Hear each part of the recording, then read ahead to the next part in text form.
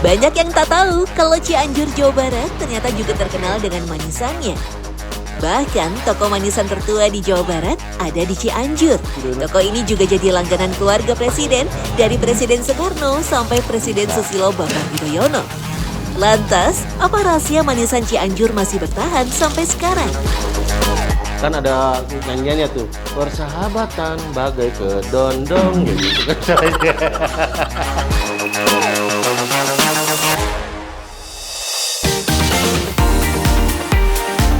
Di sepanjang Jalan Cokroaminoto dan Jalan Muwardi, berjajar toko oleh-oleh khas Cianjur termasuk manisan.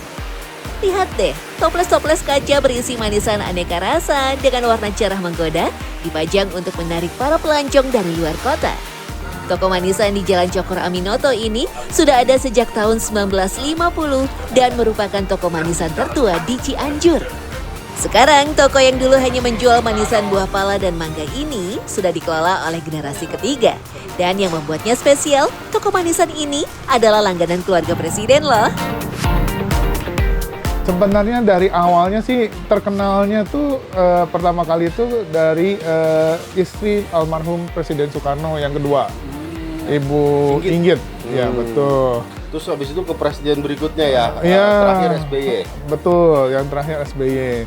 Lalu kenapa Bu Inggit kok suka sama manisan pala? Karena dulu kan zaman dulu berpikir orang pala itu pahit, identik dengan pahit, kesat dan semacamnya lah.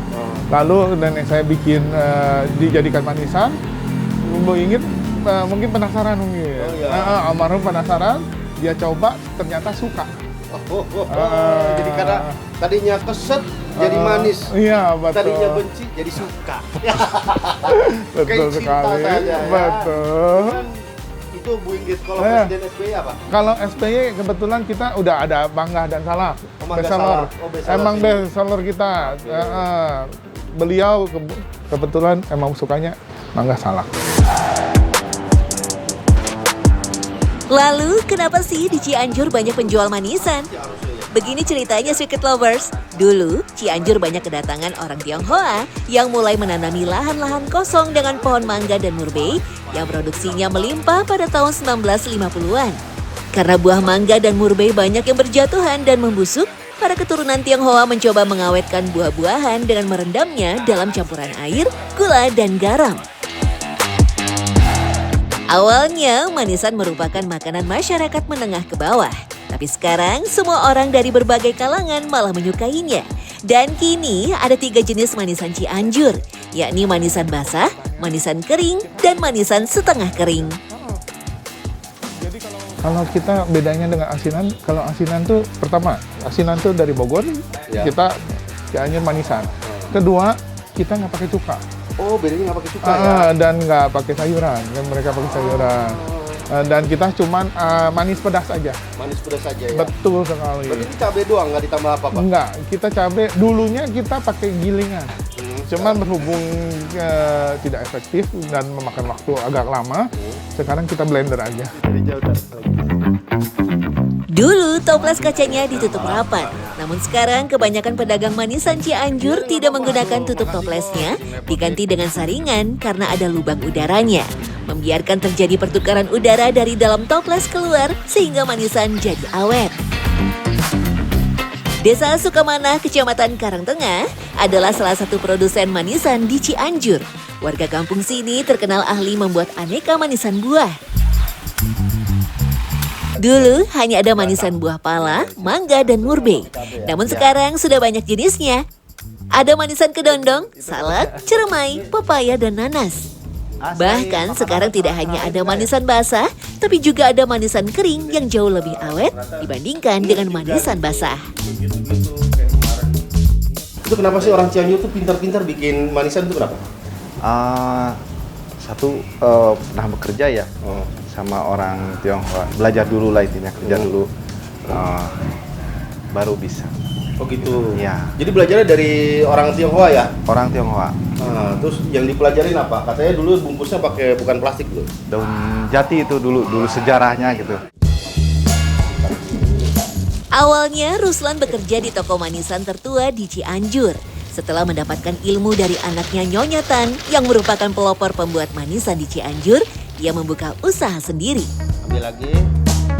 Pembuatan manisan sangat tergantung pada stok buah di pasaran. Buah-buah yang dijadikan manisan kebanyakan berasal dari Cianjur Selatan, Indramayu, Bogor maupun daerah Cilacap, Jawa Tengah.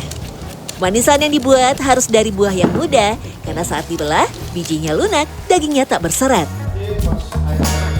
Seperti buah kedondong yang dikirim dari daerah Sindang Barang, Cianjur Selatan. Bentuknya lebih bulat dan agak besar.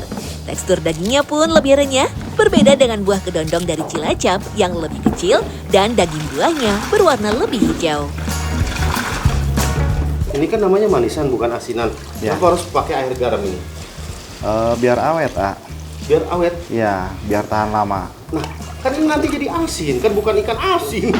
Ini gimana nanti cara ngilangin rasa asinnya ini? Jadinya nanti kalau udah direndam 1 malam kan asin ya. Iya.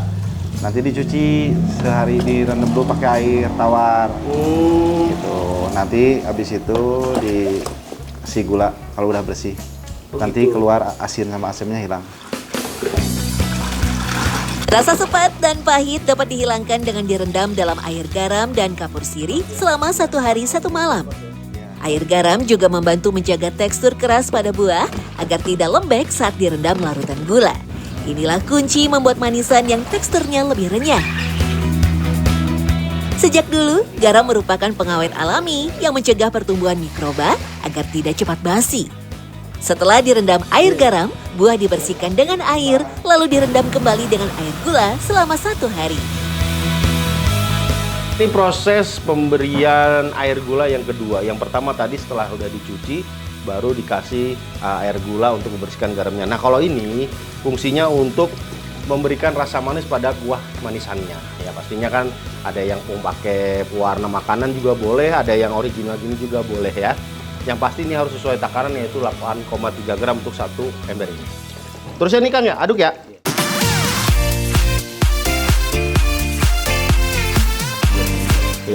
Membuat manisan makan waktu cukup lama. Untuk 1 buah saja bisa 3 sampai 5 hari. Karena setiap perendaman memerlukan waktu minimal 1 hari, sedangkan perendaman air gula bisa dilakukan 2 kali agar rasa buahnya jadi lebih manis. Sebelum dikemas, buah-buahnya disortir dulu. Khusus mangga, tekstur daging yang lembek atau terlalu matang akan dipisahkan. Sedangkan yang tebal dan renyah langsung dikemas dan ditambah air gula. Kebanyakan kalau di Cianjur sendiri itu rata-rata nggak pakai pewarna makanan. Sukanya masyarakat Cianjur tuh yang original yang nggak pakai pewarna makanan. Kecuali yang di luar daerah seperti Bandung, Sumedang, dan Bogor dia pakai pewarna makanan ya. Sehingga jadi biar lebih cerah gitu. Sama satu lagi, ternyata manisan kedondong sama manisan sarta, manisan kedondong itu mempunyai filosofi pertemanan kan? Tahu nggak? Kenapa? Kan ada nyanyiannya tuh, persahabatan bagai kedondong gitu kan. Kepompong. Ruslan dan pembuat manisan di Karangtengah hanya membuat jenis manisan basah saja. Untuk manisan kering dan setengah basah, tempat pembuatannya di daerah lain seperti Solok Pandan dan Bojong Herang. Ada 3 jenis manisan Cianjur, yakni manisan basah, manisan kering, dan manisan setengah kering. Biasanya manisan basah terbuat dari buah mangga, salak, dan kedondong. Sedangkan manisan kering adalah buah pala, pepaya, dan mangga. Terakhir, manisan setengah kering terbuat dari buah cermai, belimbing, dan ceri.